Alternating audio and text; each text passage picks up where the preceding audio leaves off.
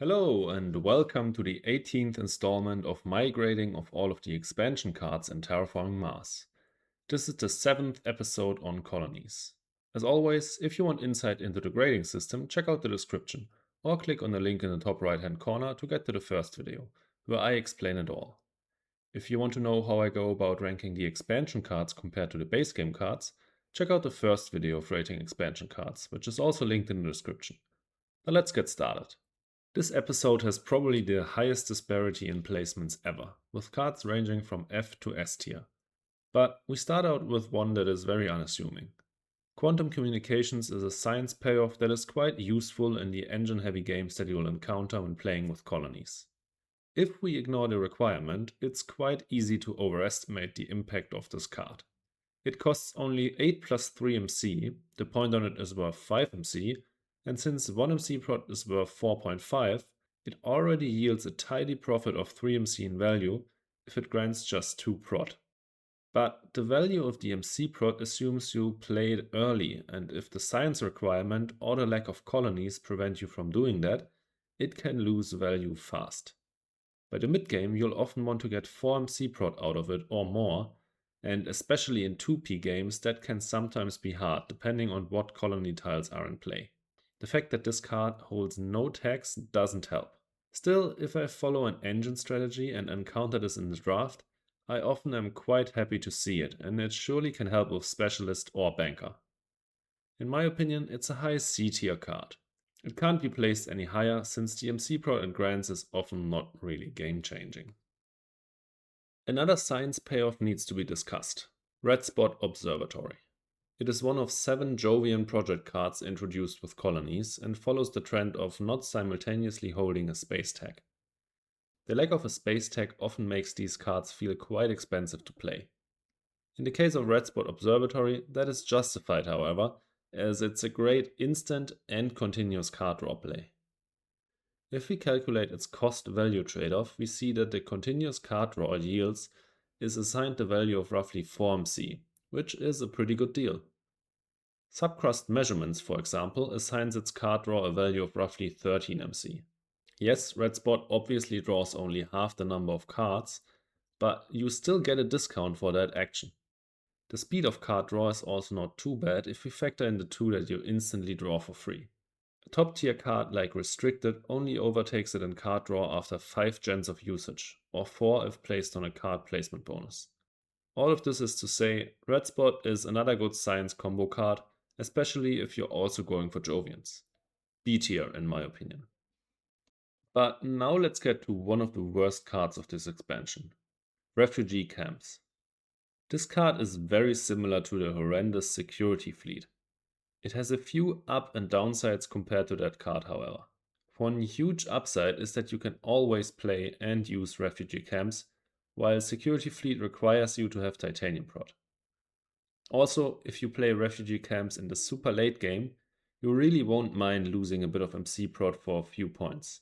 MC prot has lost most of its value at that point anyways, while Titanium could still be used to pay for cards. In terms of downsides, however, we have to mention that 1 MC prot is in theory much more valuable than 1 Titanium, and also just barely less valuable than a point. Also, Security Fleet can be used as a Titanium dump for cases where you just can't find enough good space tags to play. This is not something you can do with Refugee Camps. All in all, I think these up and downsides cancel each other out, and Refugee Camps will also land in F tier. I still find myself playing it more often than Security Fleet, especially in the late game if I drew it for free, just to collect 1 or 2 points. But I almost never encounter situations in which it is worth it to play in the early to mid game. But now we get back to an absolutely amazing card: Research Colony. It allows you to place a colony and draws you 2 cards.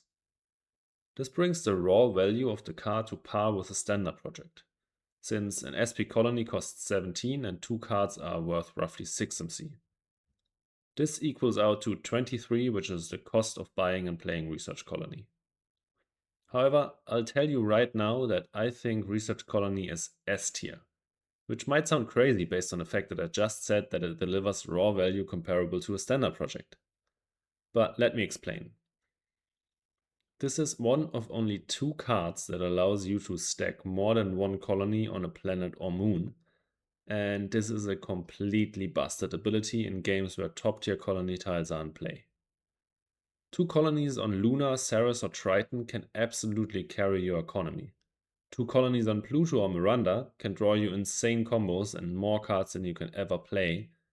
2 colonies on Enceladus or Titan can score you enough points to win outright. If I get Research Colony in my starting hand and there's a great early game colony in play like Luna, I often place an SP colony as my first move and follow it up with Research Colony right after, or in Gen 2 right before I trade.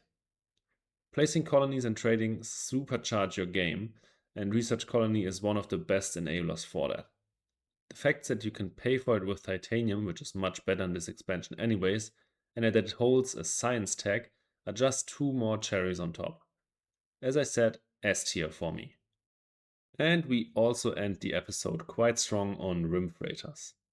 This cheap card is another great enabler for the whole Colonies game plan. Let's compare it to Cryosleep, a card with the same effect. That one costs 6 MC more but comes with a point and a science tag. But even if you factor out the point, it's more expensive for the effect it grants. So in my opinion, Rim Freighters is definitely a better card, except if you really need a science tag. And to reiterate what I said about Cryosleep, the effect costs basically the same as a power prod, which you will most likely save when trading by playing this card. The great thing here is though that Cryosleep and Rim Freighters could also just as easily save you Titanium or MC, making you more flexible. Especially Titanium prod can be a good alternative in cases where you just can't find affordable power prod if you have these down. Also, if you have 2 or more trade fleets, which is something you should always aspire to achieve, suddenly the trading discount will grant you double or triple the amount of resources a power prod would have granted. Again, I think Rim Freighters is better than Cryosleep as it is more easily playable, but I think not by enough to lift it out of B tier. Thanks so much for watching.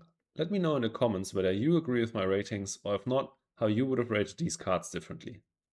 Also, if you enjoyed the video, please leave a like and consider subscribing. And lastly, please check out my Twitch and my Twitter. See you in the next video.